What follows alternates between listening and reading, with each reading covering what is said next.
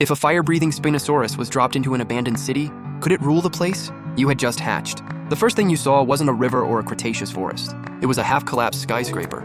Shattered glass covered the ground. Abandoned cars blocked the streets. Billboards swayed in the wind. A freeway overpass had snapped in half. Then you sneezed. Boom! A blast of orange-red fire shot from your mouth. It set an abandoned car seat on fire. Even you jumped in shock. You were a snow-white Spinosaurus barely 3 feet long. Dark red lines covered your sail, and your chest felt like a tiny furnace. But breathing fire didn't make you unstoppable from birth. That night, you crawled into an abandoned convenience store. You found a moldy sausage, then heard claws scraping outside. 7 or 8 stray dogs surrounded you. Their ribs stuck out, but they were far more vicious than house dogs. The first one lunged straight for your neck. You opened your mouth and flames swept past its head. The pack scattered. After breathing fire nonstop, you collapsed and panted for half an hour. The next day, you were starving, but food was harder to find than expected. You chased a pigeon and smashed through a glass door. You hunted a rat, but it escaped into a sewer. You even bit a shrub before remembering you were a carnivore. On day 3, you finally found a dead wild boar in a parking garage. It was your first full meal. A month later, you were 6 feet long. After heavy rain, half the city became a swamp. Subway entrances flooded, while reeds and weeds filled the underpasses. A saltwater croc from the zoo had taken over a subway station. The moment you got close, it burst from the black water and bit your tail.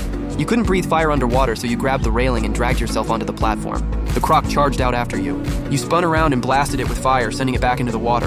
That was when you learned your flames were powerful. But underwater, you could still become somebody else's dinner. 3 months later, you were nearly 13 feet long. You hunted boars and deer and scavenged through dumps. You even raided an abandoned aquarium and emptied several fish tanks. But tougher animals kept showing up. An adult Siberian tiger cornered you inside a mall. It leaped from the second-floor escalator and slashed your sail. You thrashed wildly and knocked over the shelves. Your last burst of fire stopped it cold, and 2 seconds later, it ran. Another time, a 20-foot reticulated python wrapped around you while you slept. Its coils tightened. The red lines on your chest lit up, and your entire sail began heating up. The python let go like it had grabbed a red-hot steel plate. You bit down and dragged it out of the tunnel. 6 months later, you were 23 feet long and weighed over 2 tons. Boars heard your footsteps and vanished into alleys. Stray dogs smelled smoke and ran the other way. Even crocodiles stayed far away in the flooded streets. But something even bigger still lived there. Inside an abandoned stadium, you met a giant hippo that had also escaped the zoo. When you approached its pool, it didn't run. It opened wide and charged. You blasted it with fire, but that only made it angrier. The next second, it smashed you into the stands and your ribs felt crushed. For the first time, you realized some animals could charge straight through fire. After fighting for over 10 minutes, you ran out of strength and retreated. It was the first time you had ever surrendered.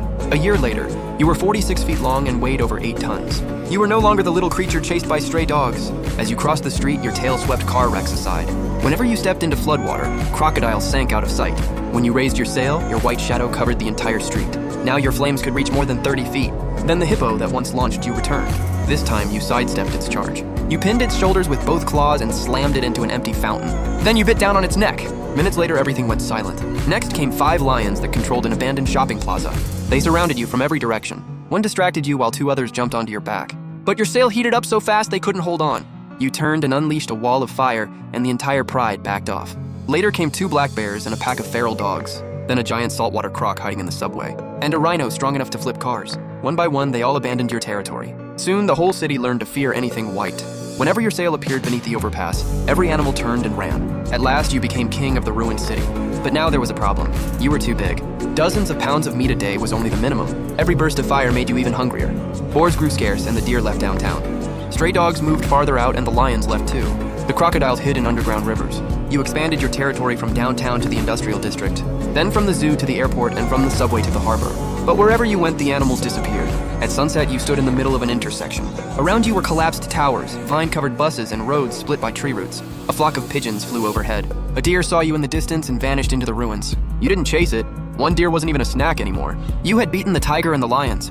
You had beaten crocodiles, pythons, hippos, and rhinos. Nothing left in the city dared come near you. You had won too completely. The city truly belonged to you. But it couldn't feed a 46-foot snow-white Spinosaurus. Breathing fire kept draining your energy. Only the smell of smoke and the wind through the ruins remained. Night settled in as you stood alone in the empty street. The dark red lines on your sail glowed, and fire gathered in your throat. But there were no enemies or prey left, so you didn't breathe fire. You simply stared up at the black skyscrapers. The ruined city's only king had won everything, then got hungry again.